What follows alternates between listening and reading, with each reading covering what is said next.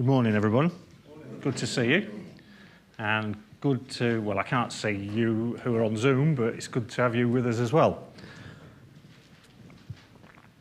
Before we dip into the sermon as such, I want to go right back to the start of the service this morning, because James began with those verses from Galatians, and it took me back over 40 years to when I was at sixth form, lower sixth, so what would that be, 42 years perhaps.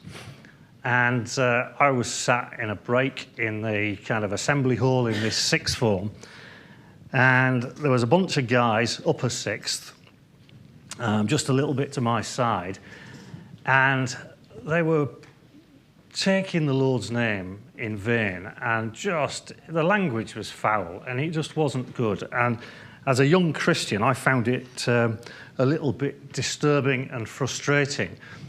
And I'd had enough. And I went up to them, and I got a little New Testament out, and I read them Galatians 6, verses... Let me just go to it so I can get the verse correctly. Where are we? Lost it now. Verse 7, isn't it? Galatians 6, verse 7. And I said to them, you guys need to be careful, because this is what it says in the Bible. Don't be deceived. God cannot be mocked. A man reaps what he sows. The one who sows to please his sinful nature, from that nature will reap destruction. And I said, you need to be careful mocking God. It's not a clever thing to do. And then I just walked off.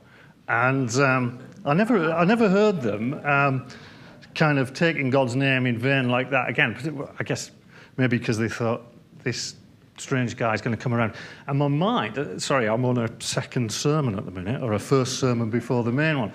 But my mind, at the beginning of this service, got me thinking, do you know what? I used to have maybe a bit more courage than I perhaps do as an adult. Maybe I'm slightly more sensible and not as brash as an adult. But I did, at the start of our service, think about, where is my courage now? And thank you, Charles, for getting up and talking about courage. And the reading from Galatians then moves on, doesn't it, to tell us that we shouldn't become weary in doing good. And if we'd read through to verse 10, it says, as we have opportunity, let us do good to all people, especially those who belong to the family of believers. And that verse 10 of Galatians 6 kind of ties in with what I'd like to talk about this morning from Hebrews 10 verses 24 and 25 we're going to focus on. The passage that James read to us is in the recesses of my mind. The strange way my mind thinks is what I call the salad section of the Bible, because if you look through it in the NIV, certainly the 1984 NIV, there are 5 lettuces. So let us hold unswervingly to faith. Let us not give up meeting together. Let us encourage one another. There's 5 lettuces. So that's, in my head, is the salad section of the Bible. And we're going to look at 3 of those this morning. So let me take the opportunity just once again to read 2 of those verses, the 2 that I'd like us to focus on. Hebrews 10, verse 24. And let us consider how we may spur one another on toward love and good deeds. Let us not give up meeting together, as some are in the habit of doing, but let us encourage one another, and all the more as you see the day approaching. This morning's service I found very encouraging. And in fact, let me say, in the, 9 or 10 months now that Anthea and I have been coming along to Southern Community Church, we have found it a very encouraging church to be a part of. And so a big thank you for that. Perhaps it's a little strange then that I'm going to speak on encouragement this morning. And I confess, I think it's something that I'm not particularly good at, so I'm speaking as much to myself as to everybody else. But I'd like to focus on encouragement, but as we begin, I'm going to tell you 2 true stories about men from the 1800s. In London, in the late 1870s, there was a young man who regularly preached the gospel to the poor. He was originally from Holland, born in 1853, and the son of a Lutheran pastor. And when he left school, he started work for a firm of art dealers. And in 1873, he was transferred to their London branch. And when he came to London, he began to help a Methodist minister take services in West London. And his conviction grew that he himself should become a full-time minister. So he returned to his native Holland and signed up and started at a theological college in Amsterdam. But he found it too academically demanding. So he transferred to a school of evangelists in Brussels. And he soon found great success in preaching to the poor by dressing like a peasant and living in their company. And he was concerned for their needs. He washed their clothes. He cared for their sick. He consoled their dying. And he led many of them to Christ. He went, as it were, down and out to win the lost and serve those poor people. But the church leaders of his day would have nothing to do with him. They didn't approve of his methods, of his becoming like those he sought to serve. And they forced him to leave his ministry and completely discouraged him. And he eventually abandoned his faith. And he went back to the work of art dealing, and he tried his hand at painting. And you will have heard of him. His name was Vincent van Gogh. Sunflowers, Starry Night. A man who suffered discouragement from the Christians around him. Let me tell you about another man who grew up in the 1800s. He was a party animal, he was a rogue, he was a vagabond, a bit of a thief, a Prussian playboy who frequently disgraced himself with various drunken antics. A friend encouraged him to attend a Christian meeting. He became a Christian and he felt God calling him to mission. Various Christians encouraged him, and in 1829 he came to London. And one morning he shared his breakfast with a few orphans, and the few became many, and breakfast became all meals, and then came a house to accommodate the children, then more houses. That man's name was George Muller. During the course of his lifetime, he provided homes for over 10,000 orphans. He set up 117 schools which taught 120,000 children. He never once directly asked people for money, only ever praying to God for the needs of the ministry and the needs of the children. And in today's money, millions of pounds came through his hands, sent by God to provide for the needs of the children. And the influence of that man's faith went worldwide. He distributed 1.5 million New Testaments, 300,000 Bibles. He was received at the White House. He preached the gospel to millions, and millions were touched and blessed by that man of faith. And if you look on Wikipedia, you can see an old black and white picture of his funeral and crowds lining the streets of Bristol as they paid tribute to him after his death. Two men, one encouraged by Christians and one discouraged by them. Two outcomes showing the impact of discouragement and encouragement. Everyone needs encouragement, but sadly they don't always get it. Derek Bingham, a preacher from Northern Ireland who is now with the Lord, described encouragement as the oxygen of the soul. And Hebrews 10 verses 24 and 25 call on us to encourage one another. And they contain 3 clear and very practical instructions. And we'll look at each one of them in turn. So firstly, we are to consider one another. Secondly, we are to meet together. And thirdly, we're to encourage one another. So let's begin with the instruction that we're to consider one another and how we might spur one another on toward love and good deeds. Almost 20 years ago now, so I possibly should have looked for something a bit more current, but found this. Almost 20 years ago now, the Times newspaper carried an article on the difficulties facing UK church congregations. It particularly focused on Anglican congregations.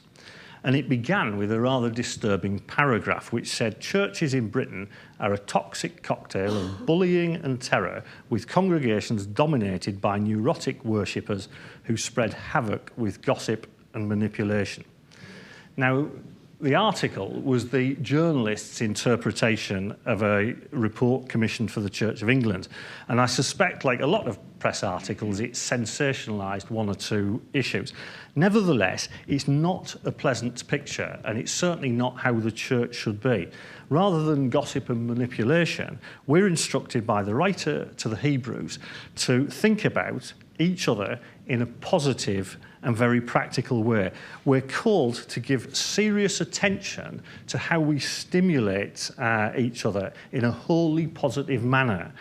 We have to think about how we're going to spur one another on in a way that results in our Christian brothers and sisters being more loving and involved in good deeds. And we're told to spend time thinking about each other, consider one another. Easy to say, but perhaps not so easy to do in practice. I suspect many of us would say we have busy lives, hectic, frenetic, manic lives at times. We're thinking about this, we're thinking about that, we're thinking about the other. Some of us have work issues that could occupy our every waking thought. Some of us have demands of family and friends that just crowd in on our thinking space. Others of us perhaps at college, and that studying consumes us. And when we do get a little bit of thinking space beyond the demands of the immediate, it gives us a little bit of a chance to think about the future. What do I need to be doing to the house? What plans have I got for that? What plans have I got for holiday later in the year? How should I be spending my time? And so on. Now, all of those family, friends, work, college, future issues, and 100 more besides, they are all legitimate things to be thinking about. There's nothing wrong with them. But as well as that, we have to carve out time for thinking about our brothers and sisters in Christ. And so a question that we should ask ourselves is, when did I and when did you consciously last take time out to think about specific individuals in this church fellowship, in this church congregation? Because that's what this verse expects us to do. That's what we're instructed to do. We are to consider one another. And we must consider one another in a positive way. We're to think about the best for one another and not the worst of one another. So we don't sit down and reflect on the latest gossip. We don't sit down and envy some aspect of a fellow Christian's character that we would like. We don't sit down and reflect on all the aspects of a fellow Christian's character that wind us up. What we do is we consider them and think about them in a way that's positive, with a particular objective in mind, because we want to spur them on towards love and good deeds. We have to think about what we can do to encourage our fellow Christians to be loving and active in good works. And I don't think it's like the old lady in the church that I grew up in, Mrs. MacLeod, who would regularly be telling the young people in the church that they needed to sort her garden out. I suspect her motives were just a little bit too self-centred. We have to move beyond our own needs. So perhaps it's knowing that somebody is gifted in communicating with children and thinking about how we might encourage them perhaps to get involved in the church youth ministry. Perhaps it's thinking about how we encourage that gregarious teenager to get alongside the kid at school who always seems to be on her own. Perhaps it's thinking about suggesting to someone that they take time out to maybe drop a missionary an email or a note. Perhaps it's thinking about how we encourage someone to keep going in a particular ministry that's proving really tough. Perhaps it's encouraging someone to maybe go on an overseas trip to visit a mission partner. Perhaps it's thinking about how we encourage someone to get involved in a community project that we know would benefit from their input, and so on and so on. And so at this stage, it's all about thinking. What could I do that would spur on my fellow brothers and sisters in Christ to be loving and active in good works? But then we have to go beyond the thinking. We eventually get to the actual encouraging. But in order to do that, we have to have an environment and, very importantly, a relationship with our fellow Christians that means we have the confidence to do the encouraging and to know that it'll be received appropriately. And that brings us to the second of these instructions. And it is that we must meet together and not give up as some were in the habit of doing. If we're meeting together regularly, we ought to be getting to know one another better. And so we build up good Christian relationships. And we come together in an environment then when we can encourage one another and spur one another on. Now, verse 25 can clearly be used as a strong argument for frequent and regular attendance at church gatherings. We cannot function effectively as Christians without church fellowship. John Wesley is recorded as often reminding people that the Bible knows nothing of solitary religion. The church is utterly unique. We're family.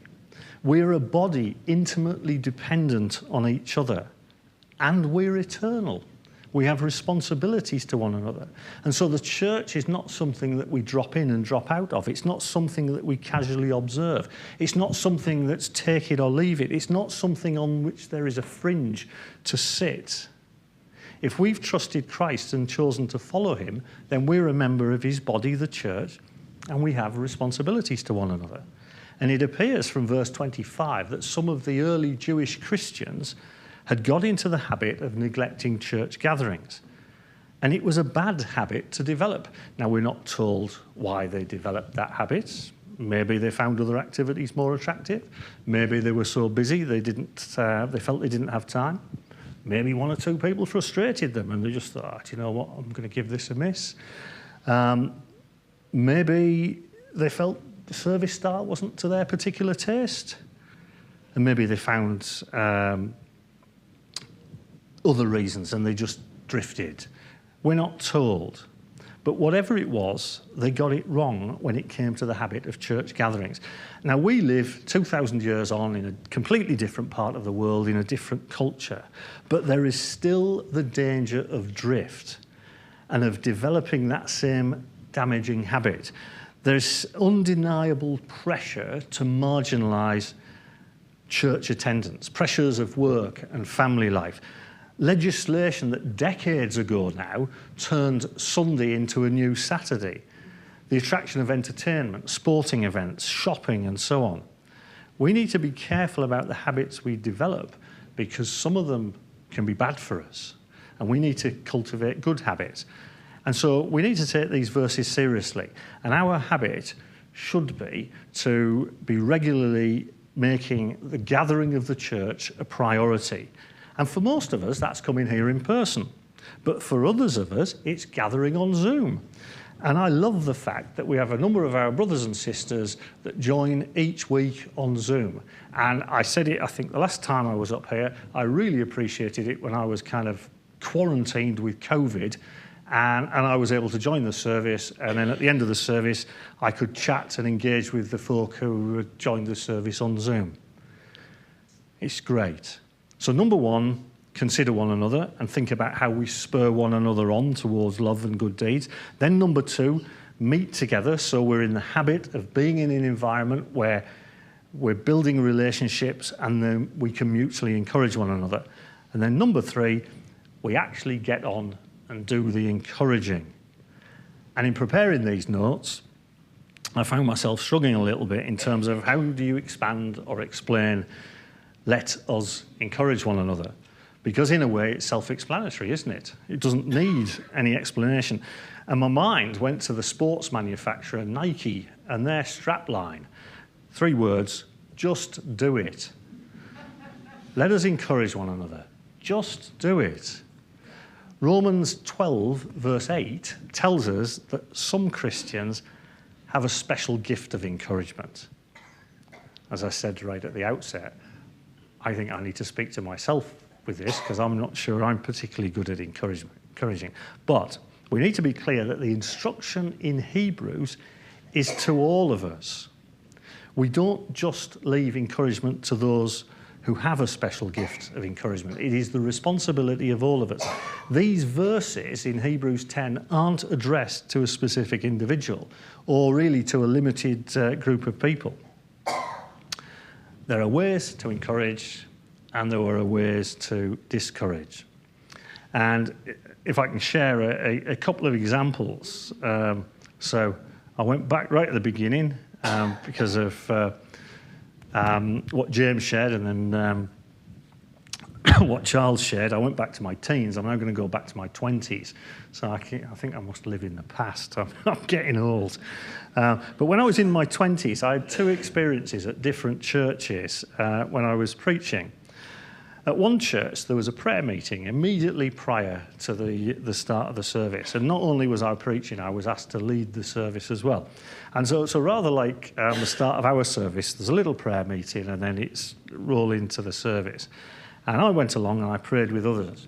And as the prayer meeting concluded, and I was literally just about to walk up on the platform, Mr. Pearson, an old man, rather sharply said to me, "Would you address the Queen like that?" And I kind of, sorry, I'm not sure what you mean. Well, you didn't stand up to pray. You remained sat in your chair. You need to be more reverent when addressing the Lord. And he tore a strip off me. And I remember going up onto the platform 30 seconds before I went up there, and I was kind of frustrated. I was upset. I was unsettled by it. And then I began to wonder, really, should I be getting up doing this at all? And going back to the stories we started with at the beginning, it was rather, in a sense, the Van Gogh church style of discouragement. But then there was another church that I preached at, and there was an older man, Roland. He drew me aside afterwards and asked to have a word. And he was a very hospitable chap. I'd been round to his house for meals. He was about the same age as my dad, probably, maybe a little bit younger. I'd helped him with various youth activities at the church and had developed a relationship with him as an older Christian brother. And he said, "Paul," he said, "I've been thinking about this." He said, "I believe that perhaps God is giving you a gift to preach and has maybe given you a gift. Please honour him and use it as you have an opportunity." His was the example of the George Muller church style of encouragement. And I have to say that over the years, the encouragement that Roland gave me has stuck with me. And I had a period, again I'm trying to think, was it my late 20s, where I took a step back from getting involved in preaching at churches for 2 or 3 years. But Roland's encouragement always stuck with me. So when it comes to encouraging one another, let's do it in a way that's sensitive and appropriate in terms of our relationship with the person that we're encouraging. And let's avoid the Van Gogh style or the old Mr. Pearson style. Let's think about how we best encourage one another. Well, before we conclude, there is one final motivator in these verses when it comes to meeting together and encouraging one another. Verse 25 says that we should do it all the more as we see the day approaching. Now, experts have various opinions as to what the approaching day is, but it's not unreasonable to suggest that it is Christ's return. And in light of his return, we should be encouraging one another. After all, we're going to be spending eternity together. We're all going to be changed to become Christ-like. So in the light of that, doesn't it make sense to encourage each other now so that we become more Christ-like now, so that we're ready for his return? And ultimately, we're going to be spending a lot of time together, eternity. But note as well that the writer uses the phrase all the more. And elsewhere, the Bible tells us that in the run-up to Christ's return, the world will get worse and life will get worse and become more difficult for those who choose to follow Jesus. And for that reason, we need even more encouragement. And so as God's people, we need to turn up the encouragement dial, because living for Christ may become increasingly difficult. And so the family of God, and as I say, I mean, I sat this morning thinking how encouraged Anthea and I have been in the time that we've been a part of this church. And it's been great. Not necessarily always the case in some churches. The family of God certainly isn't a place for put-downs. It's not a place for sarcastic jibes, not a place for carping about each other, not a place for harsh words. There's enough of that elsewhere. This should be a place of mutual encouragement and building one another up and spurring one another on toward love and good deeds. So 2 verses, 3 clear and practical instructions. So let's take time to consider one another. Let's take time to think about individuals and how might we spur another individual on in this fellowship in love and good deeds. And let's cultivate good habits of meeting together regularly and coming together so that we build those relationships and we're able to encourage one another. And then let's just get on and do it in real tangible ways. Thank you.